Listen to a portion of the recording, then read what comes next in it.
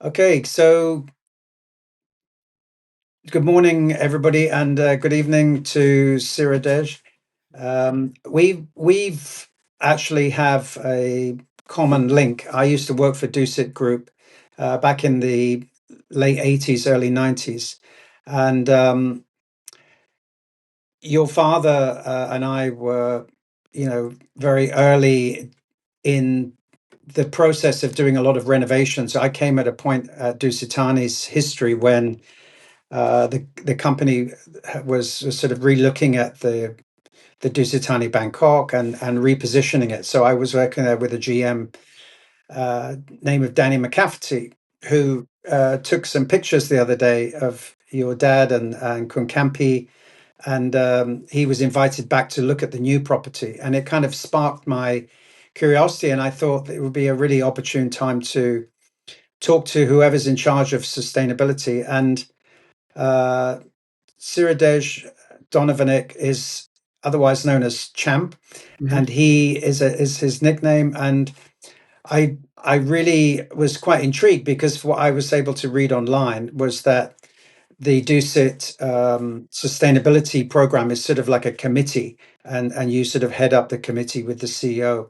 So Mhm. I was really intrigued to find out a little bit more. So would you like to please introduce yourself and tell us a little bit about becoming the VP for development for Dusit and kind of what that entails?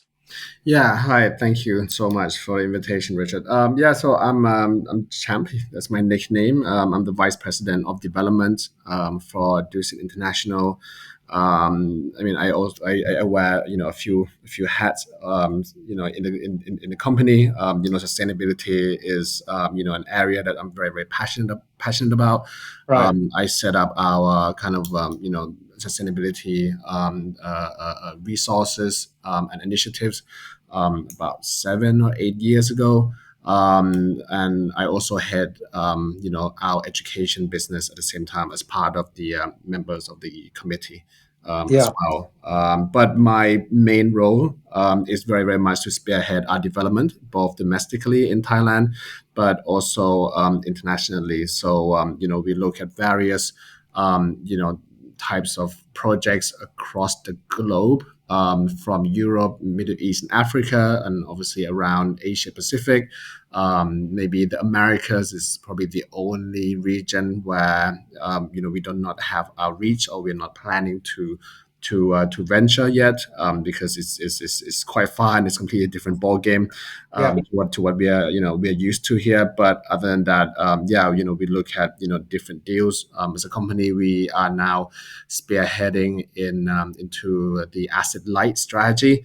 But I mean, we still do, developed, quite a lot of our own hotels still, and of course, through various means, whether it's through our own REIT, in which we have here in Thailand, that's able to invest both in Thailand and also regionally, or through leases, or through investment. We are a developer ourselves also here in Thailand. So we develop not only just hotels and resorts, but also mixed use development, residentials, branded residence mostly. In here in Bangkok, we're also developing offices, and also we have a retail in which we are developing right now. So, a bit of a mixed bag, but our core, I mean, I would say, focus is very much in hospitality. We see ourselves as hospitality company through and through. Right. Right. Who would you say was your sort of main competitor now in the region? Um, I mean, like Asian brands, I think for me, obviously, we have a lot of, peers, that's the word I'd like to use. But I think, yeah,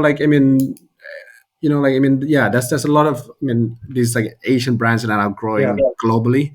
Right. And a lot of them are actually from Thailand as well. If you think about it, a lot of these companies have really, really much started off in Thailand, right? I mean, and even the Thai companies, there's 4 or 5 big guys out there, that we are kind of like, on the, same or similar playing level Right. playing field with, the likes of, Minor, that has really much gone global through their own acquisitions of NH hotels, Centara, as being another one of a big player.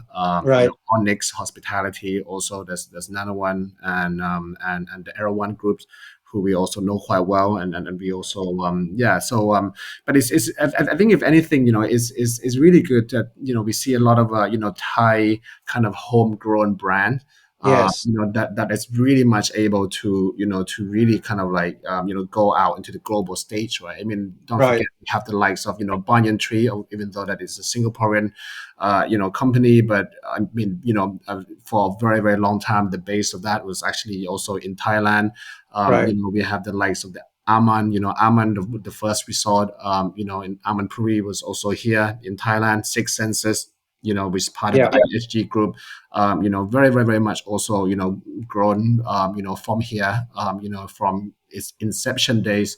So for us, yeah, I mean, we very much, obviously, as being the hospitality company now, we obviously compete with other hospitality company, but the good thing is that now there's these new generations of Asian hospitalities that are really, really much growing, not just regionally but also globally at the same time. And I think this is a really, really quite an interesting, time for us to make an impact, in the industry.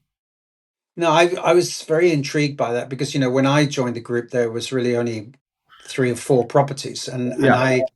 I know from my time with Shangri-La, 18 years with them, one of the challenges I think with an Asian hospitality focused brand was more how you export that Yes. idea, to a different country. I mean, you open a hotel in London or in Dubai or wherever. How Yeah. do you kind of take that brand Mm. culture and propagate it into a different community, which is really another subject. But I think what is very interesting to me is that I find that Dusit, they kind of do their own thing as far as sustainability is concerned. Mhm. You tend to not be kind of comparing yourself to others. You kind of align your efforts, certainly from what I can see, to some sort of global goal. I mean, there's within our industry, there's so many different facets to it. But I was just wondering if you could tell us what some of the key initiatives that Dusit has implemented across your properties, whether they be city or whether they be resort. Is there anything that over the last 7 or 8 years that you feel Yeah. have been, some low hanging fruit that you could tell us about that really worked and that Yeah. you kind of propagated in other places? Yeah, so I think I mean, before we before we kind of like get that, maybe we can talk a little bit about like a little bit further back in terms of the history, and like I mean, obviously the Yeah. company was very much we've been around for 76 years, one of the longest established hospitality company here in Thailand. And it was really the vision of of our founder, to be a hospitality, company that makes, that comes with, positive impact. That has always been, the number one, also, besides the commercial aspects and, the needs for growth, that purpose, with profit, is very, very much hands in hands. And that's something that has always been very, the cornerstone. And this is why, our founder, even over 32 years ago, she set up, the first hospitality school. Right. I mean, you're also, from this sector yourself for a very, very long Yes. time. So, you're no stranger to, what we do, what we have been doing here in Thailand. And at the beginning, the whole notion of it was that, this is just going to be something that is purely for the industry, for the, the future generations of talents, right? But I mean, being such a, visionary that she was, it kind of grew to become, like a business unit of its own. which is great, because for us, we really truly believe that for education, I think we need to also run it in a way that is also a business, but then we reinvest that profit into Right. the institutions, the research, the innovations, for example. So for that's why in the last 30 years, that's what we have been doing, and we have been growing our own education divisions, based on the fact that we want to make hospitality education highly accessible, and one that is very much relevant, to the needs of the future generations. So a lot of our curriculums is very, very much based on competency standards, and we basically, look at how we design, all the curriculum so that it becomes kind of like a work integrated learning, with kind of like a pathway for all of the students that they can actually go into the industry and they can re-enter back into the education system to build that career path. And so, from the onset, our vision and the way that we go on about conducting this as as one of our division is really to make the greatest impact, to our stakeholders, and in this case is really to the industry, and uplifting the talents developments within our industry. Right. So that's what we have been very, very much doing in the last 30 years. Now we have come up with other types of education institutions. In 2022, I opened up the new culinary institution called the Food School.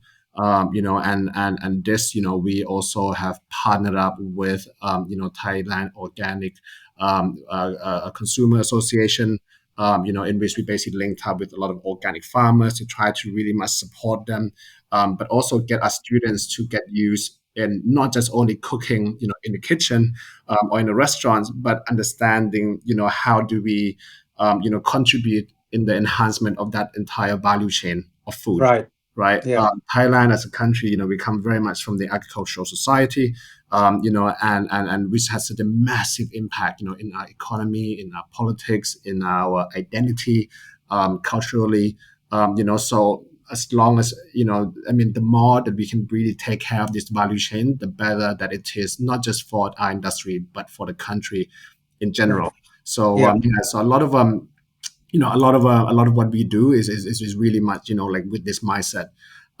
Coming back to obviously your questions, in terms of in the last few years, about 4 years ago, during COVID, we actually launched a new sustainability kind of like a initiative, or program. We basically rebranded under. Before we were kind of like, I mean, we used to do a lot, right? But then we were kind of like, just it was a little bit decentralized. Now we just needed a way to centralize it. So then, whether you're because as a company, we basically have four verticals. So the first one is hotel development and operation. The second one is education. Then is food. We're also in food business, and then one is in real estate. Okay. Yeah, so we really wanted our, we really feel that in order to drive our sustainability goals and initiatives, it needs to come under one umbrella. So then every verticals of the businesses are able to communicate in the same voice, in the same tone, and in the same language. Right.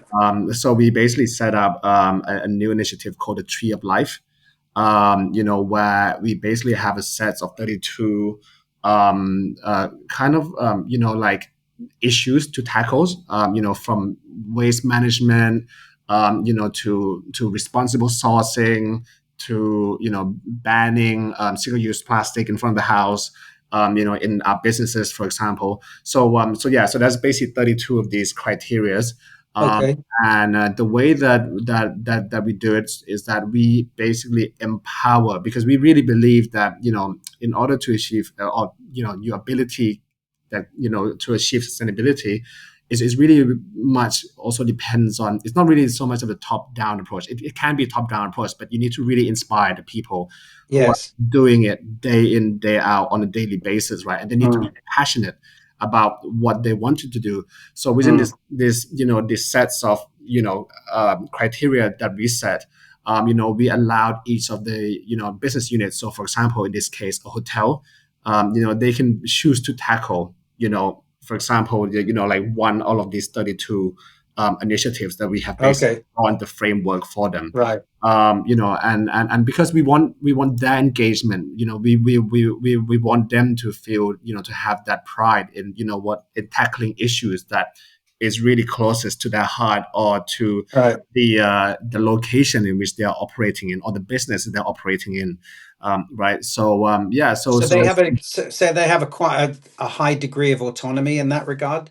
I mean, if they, let's say a hotel in, Dubai, or I think you're opening something in China with the Jockey Club or something. I think I heard yeah, about I that. mean, we're developing. We currently right now have 9 hotels in China. Yeah. We have about 7 that's under construction right now. Yeah, Right. so in various parts of So China. let's say, one of those GMs or his team came up with an idea, and they had a sort of a business idea that was in collaboration with another organization in that country, Yeah, and they wanted to, um, they felt that in doing so, in collaborating with that company, there could be a very strong, genuine PR kind of value to Dusit brand, not in a kind of greenwashing way, but there was a no, genuine, yeah.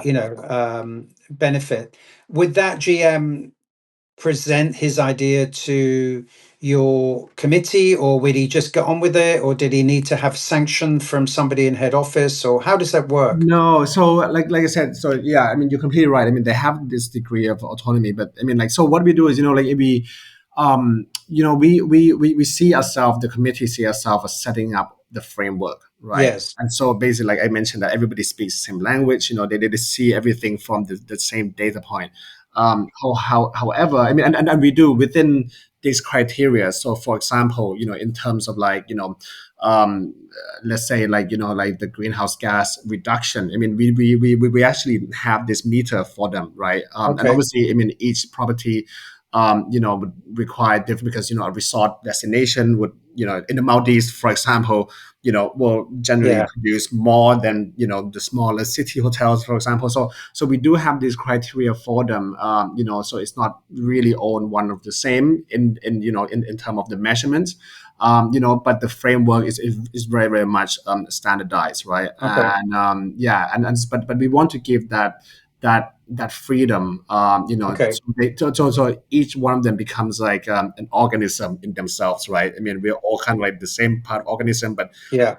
but within that you can kind of like plug and play whatever that you see fit. Mm. Obviously we have basically the first 9 criteria that is mandatory, that is must do. So Yeah. things like for example like yeah, banning of one-way plastic in front of the house. That's, for example, is quite Mm. basic one now, and by now every, I would say, a more international or more progressively forward thinking hotel should be able to do this by now, right? That is basically one of the mandatory ones. The other one is the measurements of the food waste, for example, which is also the key, because not necessarily that you need to basically reduce the food waste yet, but if you are able to measure it, it's, you at least have the reference point of where you need to go next, right? So so all these things that we have as a mandatory. And so this is something that every single hotel needs to do. Yes. And if you do it, you basically get this one leaf. And obviously if you do more than that, if you do up to into the mid-teens, and you get the second leaf, and then it goes on to the third leaf. And Okay. obviously if you do close to nearly the maximum targets, then you obviously have the 4 leaves. So the 4 leaves one will be Right. the ones that have achieved the highest standards of sustainability progress. Okay. We actually am now looking to put this, because we implement this just a few years ago. Last year was very very much, I mean we launched this about 3.5 years ago. We started implemented last year as a full year with all the properties. And what we do now is we want to make this transparent to our stakeholders as much as possible. Right. So this leaves with basically measuring the success of each of the of the business unit. I mean, we are now started to put them up online. We actually put like we have like a plaque for them that they basically put in the lobby or in the place where the customers will be able to see it. So because we also believe that you're talking about the greenwashing earlier. We also we really truly believe that that we need to be transparent in what we do. If you have no leaves, then you have no leaf. If you have four Sure, leaves, sure, so it's sure. kind of like like and in some way within our own team members, it's also like a bragging rights as well. Yeah, Hopefully, sure. right? And so I think that kind of competition is always healthy.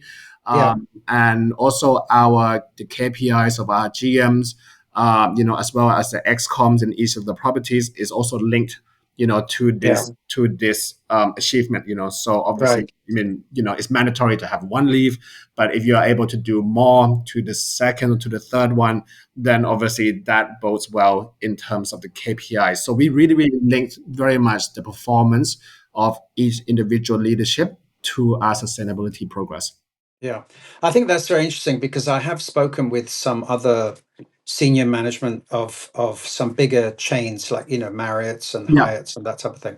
And I think one of the challenges they face is that if a couple of hotels did it in a region, then they would feel obligated to sort of roll it out amongst all Mm. of the hotels. But with your structure there and your initiative, I get a feeling that you don't have to. It doesn't have to be the same for everybody. I mean, obviously, they all have different opportunities and different resources at their fingertips. So if you've got a very creative team or under a GM who's very very charismatic or cares deeply about it, Yeah. because I remember with Shangri-La there was some almost like Achilles heel type Mm. situations, like even their Golden Circle program, which was more of a CRM type of thing. It was very incongruous. So some hotels could do it very well, others did it quite poorly. So the customer was the one who suffered in the end because they would go to another place expecting it to be the same and it wasn't. And I think one thing I enjoyed about being at Icon was that we had this sort of license to experiment with different Yeah. sustainability ideas, and And I think innovation that as well within yeah, the hotel and in terms of exactly. different like operational, like Yeah, management that you guys are doing. yeah.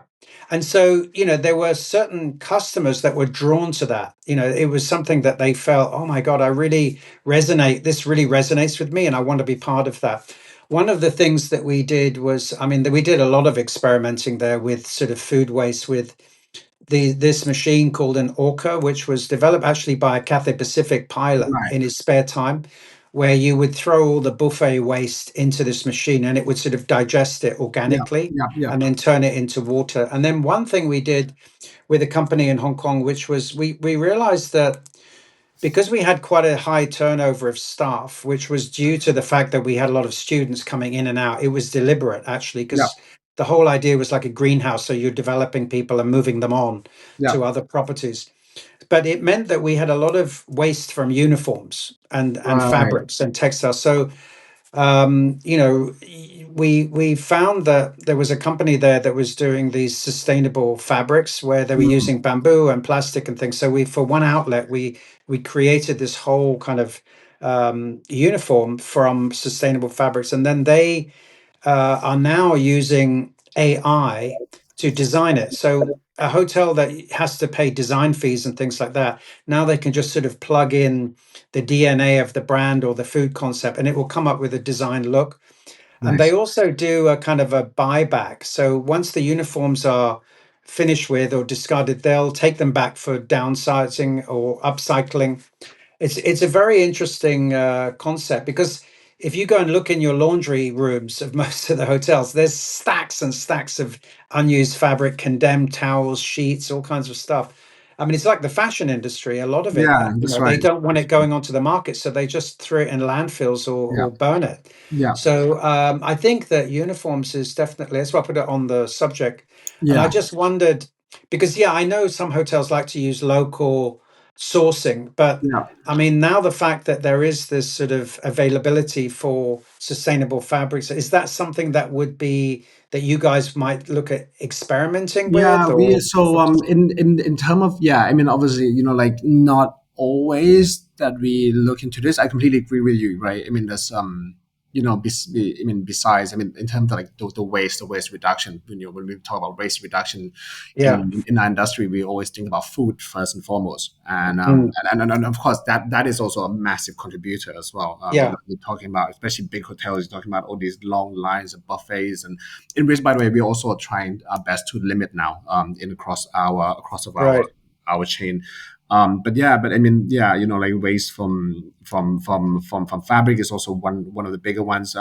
There are some hotels, for example, like we have an Asai hotel, which is more on the mid scale, level, where the staff uniforms, the shirts is actually made from upcycle plastic. Okay. Actually, so we have done that, but obviously, you know, we also have to see, like how much these kind of like new technologies or fabric that can be kind of like replicated into, other, I would say, like, tiers of our brands as well. Can they be implemented so then we can basically serve more on the on a luxury level, Yeah. because I mean, what I mean? I mean, like, like we're still like, very much a Thai company. So, sometimes like, at the Dusitani, which is our flagship, 5-star, product, they still want to have, like Thai silk kind of like, Yeah.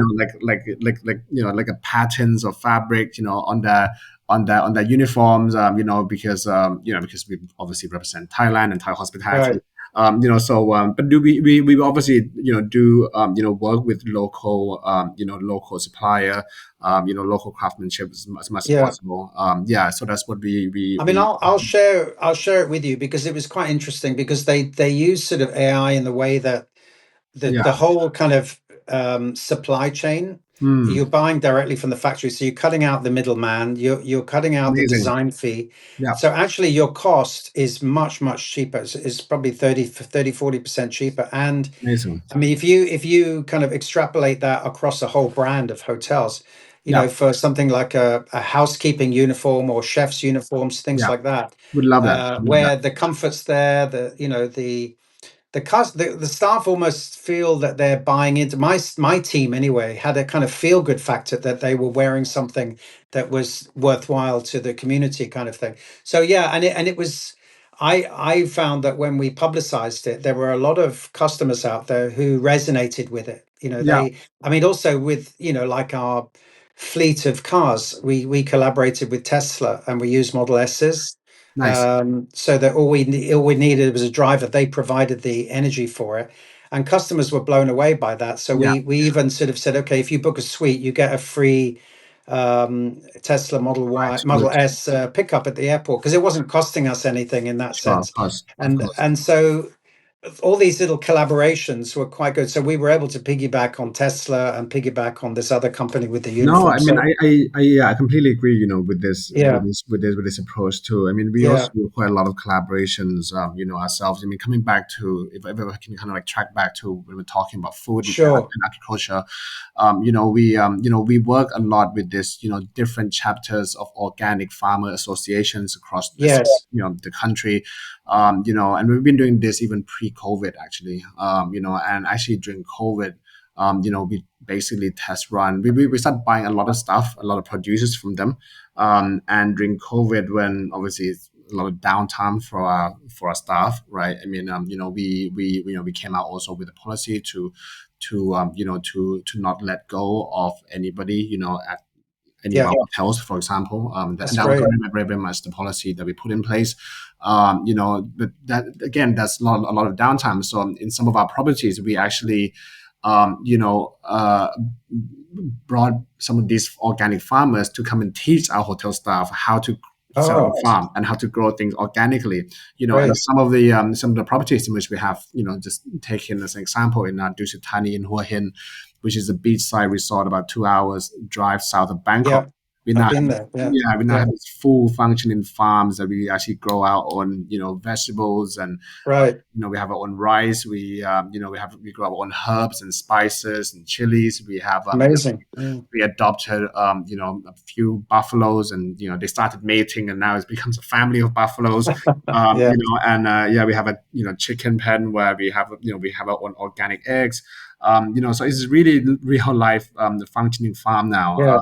And Yeah. this is the knowledge, the wisdom almost that we have basically gained from these farmers. So we really Mm. try to have this two ways communication, and actually our people are very very passionate about this, because they really, when they get involved with farming, this is a sense of growth in some way, right? And And this pride. Yeah. Yeah. and Yeah. pride, exactly, and actually when we started doing it, we actually started doing it for the staff canteen, Mm. as opposed to just doing it for the guests, because we want to build that it's a change management. Before they were like, Sure. why do we need to do this? But now when they look at it and the benefits in which that they're getting, that is Yeah. tangible, and like it kind of allows for us to do that change Mm. management. So now, after that, we have basically come up with a policy for all the hotels in Thailand, and this is something that we will start to do internationally as well. But 2 years ago, we became the first Thai hotel company, or hotel company in Thailand, to go 100% organic. For rice. Rice is, Right. as it's a bread in in the That's Western world. brilliant. Right? Yeah. It's such a staple, Yeah. food, and we have decided to go all organic, in both front of the house as well as back of the house. So in the staff canteen, we serve Yeah. the same organic rice, um, Right. in all our properties here. As a first stepping stone. The next one that we are basically tackling right now is to go, for eggs, chicken eggs, to grow cage free. And because obviously, kind of like, I mean, animal, and Yeah. and going against the cruelty and against animals is something that's really really big to my heart as well. And right now in Thailand, we've achieved about 80% of our hotels that are able to achieve that, That's great. both in front Yeah. of the house and also in the back of the house.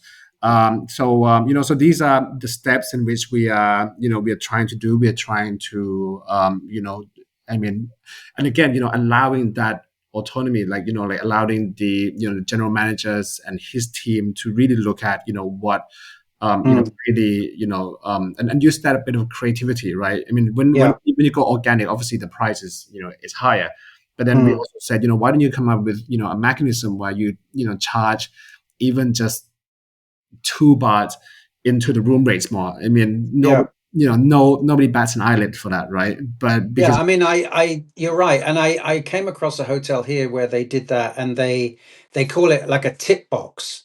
So hmm, this extra whatever it was pounds, yeah, £5, it was like a tip box. So they contribute that money yeah, to a special cause or whatever. yeah, That's no, I think what you're doing is tremendous because a lot of people talk about it, but they don't actually do it. And I think there's yeah, definitely a segment of the demographic of your customers who put high value on that. I was actually just wondering also, let's say, with these 7 new properties you're opening in China, for instance, I mean, is there anything that you have sort of told interior designers or mandated to the architects or the builders of these properties, or whether they're being renovated, existing buildings that are being, change use? Are there any sort of mandatory guidelines that they have to follow yeah, in terms of your lead sustainability goals that they yeah. We have to be do. able to? Yeah, I just wondered whether you had anything. Yeah, we do. We do. I mean, we work very, very closely with our engineering team. We have a corporate engineering team, and Yeah, actually, we also have a technical team sitting also in China as well.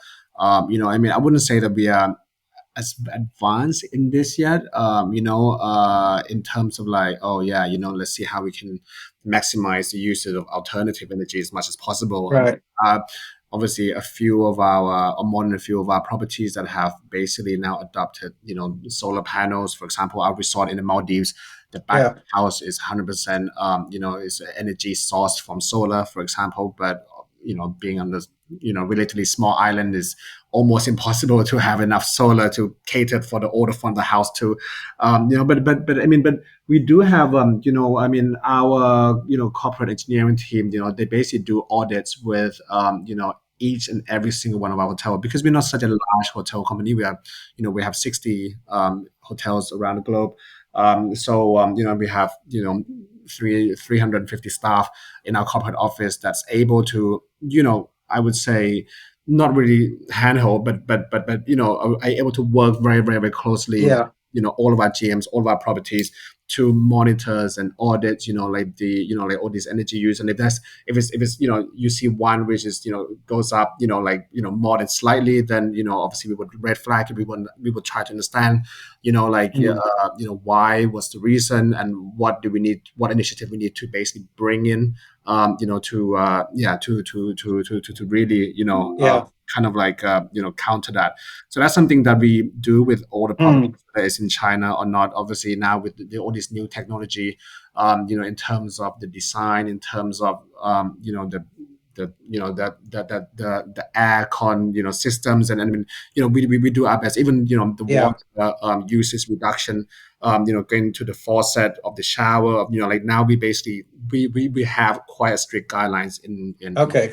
yeah, Yeah. because for us it's Because not, it's I notice over here too that especially having that parallel between having worked in Asia and back in mm, Europe now, but um, unless a lot of hotel companies, unless it's mandated by the government, mm, the regionally that, as let's say you have a hotel in Hong Kong, that you have to comply yeah, with these things. And I think now certain countries and regions, like I think Maldives, are beginning to introduce certain regulations around it. So I guess yeah, that's maybe, but there doesn't seem to be an industry wide no, not yet, system at the moment. I guess it will come eventually. yeah, But I was just also wondering, just sort of moving away a little bit from the sustainability, if you don't mind, is how many, because your hotels have evolved over, a good number of years, right? I mean, over 30 years. Um, how many of them, like the Dusitani Bangkok, have gone through a renovation stage? And do you actually have a renovation team which is separate from the development team that yeah, just focuses on going in, looking at what's new in the market in that city? Is that hotel up to standard? What do we need to do to because I that interests me a lot because I did that for 4 years with Shang, because a lot of our properties in China at that point had been open about 12 years. sure, This was in the sort of mid about 2008, 2009, and at that time, they needed to plug a lot of money in to kind of bring mm, them up to shape again because yeah. all the newer brands had moved in and kind of eclipsed what some of the older properties had. So how do you gauge that, and how do you make that decision, and appropriate amount of money to that particular property? How do you have like a renovation program Yeah, we do, specifically? we do. Yeah. So we, like we do, like, I mean, obviously there's like, soft renovations and touch ups, depending Yeah. on properties, every 5 years, or, sometimes with new properties, maybe, 7 years. But I think at the end of the day, again, going back to what we were talking before about technologies, right? I mean, sometimes, like, in order to build things, more efficiently, integrating, there's so many like different new MEP systems that are there now, that, you can, that, yeah, that can actually save so much of an operating cost. And sometimes, Yeah. like the, I mean, in some business models, we need to knock down the building, like, you're mentioning the Lusitania in Bangkok. We had to knock that down because, Yeah. land is actually on leased land, and because the building was so old, it was there for, nearly 60 years, and there wasn't much that we can actually do with it, in terms of, making it more efficient, whether operationally, in terms of on the sustainability, but also, in terms of the commercially as well at the same time. Yes. Yes. So that Yeah. was the only choice that we had, was to really knock it Right. down, and then obviously build,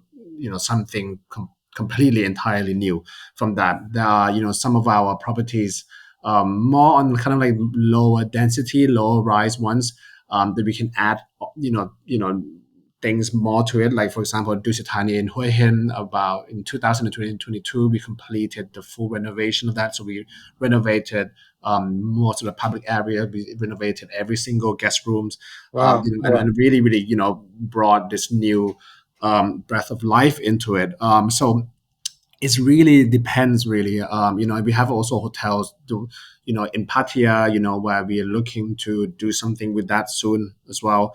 So it really depends on the hotels whether ones would need, Maldives, for example. I mean, that would be more of a renovation because we can Yeah. close down parts of the islands, and we can Right. do one villas, and the rest on the other side of the islands wouldn't be so touched by Mm. it almost. Yeah. So it really depends on the market, really depends on the age, and really depends on what business model that we want to really do with it. So, But we continuously, yeah, we do have yeah. a team that actually go in and actually look at Okay. where we are, and then they will come up with a proposal that goes to our excom and that goes So to our that's all centralized, is it? I mean, it's not like exactly. a GM would not say, okay, No, Champ, I think we need to upgrade this because it's not making money and we can make more no, money. And so it's all no. centralized in that sense. Exactly, Okay. but the GM will be the first point of contact. I mean, that Contact. usually Yeah. the vanguard, right? That Okay. tells us Right. like, hey, by the way, champ, there's, these guys are coming in next door. These guys are coming in, Yeah. in 2 years from now. I mean, we will have a lot of pressure on our rates because of the product is getting older. Okay. Let's think, 2 3 years in advance what the market would be like, and we're gonna do Mhm. that. Then we need to act now. So we do get some of this kind of like Okay. signaling from the people on the ground. But yes, but after that we will send our team to go on the ground, and then we will basically analyze and assess things further. Yeah. I was just wondering also with this sort of move into China with 7 new properties, do you consciously tweak the brand DNA of Dusit to appeal to a Chinese market, or I mean, versus opening a hotel in say Dubai or wherever? I mean, is that a conscious thing, or Yeah, it is. But I is wouldn't it say based it's. on the Dusitani Bangkok DNA? Yeah, I think at the end of the day, I mean, now, I mean, okay, look, we've done a lot of homework. We've done a lot of, rebranding, restructuring, of our brands in the last 4 or 5 years. We now have this whole new branding architectures of, what each brand stands for, because I think Okay. it's really important now for brands to be able to stand for something, right? It can't just like spell, oh, this is luxury and that's it. No, brands becomes much more than that whole transactional purpose, right? Of course. So we have basically kind of like engineered this whole branding architectures that we have. And in terms of the Dusitani, we still want to retain that Thainess, but a lot of people when they look at the whole Thainess aspect, they look at things that are like a little bit more traditional. They used to, and they try to sell things which are also more traditional. Yeah. Things like like the pad thai, the green curry, the muay thai, and Mm. all these things is fine, and it's good. But if you look at it, there's a lot more nuance. There's a lot more deeper connection with what we can offer as a brand and as a culture of hospitality, right? And now we're really moving on to that new chapter now. Let's talk about wellness, for example, which is very, very much a big Mm. part of what I am also pushing out in ways that we also just launched or relaunch. Actually, it's an old brand, but that we just reinvigorate and relaunch a couple of years ago called Deborana, a Dusit Retreat. So it'd be a retreat brand, Okay. that really, really focuses on wellness. And what we're talking about is not medical wellness in any sense. It's very much holistic wellness using the arts of hospitality. So it's Mm. everything from active as well as passive wellness. It's food. Is also mindfulness as well at the same time, because we all talk about our physical well-being, but not really talk about mental well-being, and actually there's a massive connection between the two. So we try to get something which is like a sense that is a bit more deeper, that can connect people and connects our travelers, to our brands more than just paint that, oh, we're Thai and what we do is just why, and so we Yeah. really wanted to to bring a lot of these kind of substance out, into each and every one of our brand, and do it in a more meaningful way. And if you think Mm. about it, the wellness aspect connects so well with the whole sustainability components as well, It right? does. I It mean, does. for Yeah. us, especially in our culture, it's almost one and the same now. Yeah. Yeah, no, I absolutely agree. Well, that's a great way to sort of wind up the conversation, and on that note, and I really appreciate your time. I know you're a very busy man, but it's been No, not at wonderful to all. chat with you. And Likewise. when I'm back in Thailand next Yeah. year, I will definitely pop in and have a look at my old stamping ground. But Please come. yeah, I believe that some of the, I don't know whether Tien Dong, the Vietnamese, and the Benjerong is still there, but I mean, do you remember when we told you that we didn't let go of the staff? yes, Actually, and even when we tore down the old hotel, the old flagship, we also didn't let go of the staff. I mean, obviously, a lot of our staff, and after they've been through our system, got that stamp of approval, and they can pretty much get jobs like anywhere, right? But I mean, yeah, but a whole bunch of them, still wanted to stay. So I mean, there were hundreds of them. And actually, so what happened is that, we basically went out and we got this beautiful old colonial house. It's been there for 100 years, right in the middle of the business district in Silom. And we renovated it completely, and we turned that into the Thai restaurant, which is the Benjamin, oh, and okay, we turned the warehouse next door, into this beautiful Vietnamese restaurant, which is the Tien Dom. amazing, We have like a little okay, like a pool bar. We have like a speakeasy, and we have a bakery.